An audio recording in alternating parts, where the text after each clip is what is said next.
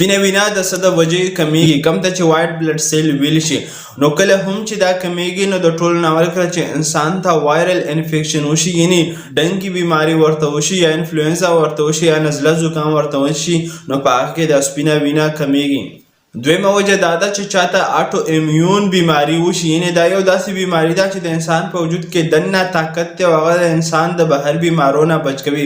خو کله چې دا طاقت لیونی شي نو دا طاقت د انسان په وجود کې دننه چې کومه د سپینه وینه ده او نور طاقت دی دا خوړل شروع کړي چې د دې د وجې هم دا کمیږي. او درېیمه وجه چې دا د کمیدو هغه د میډیسن هم ده، یعنی د کینسر چې کوم علاج دی یا د سره انټي بایوټیک چې کوم دی د هغې بار بار استعمالولو سره هم سپینه وینه کمیږي. او څلورمه وجه دا ده چې د انسان کم اډوکي دی په هغه کې دننه د سپینه وینه نه جوړیږي، کوم ته چې بون میرو ویلی شي نو د هغې د وجې هم د سپینه وینه کمیږي.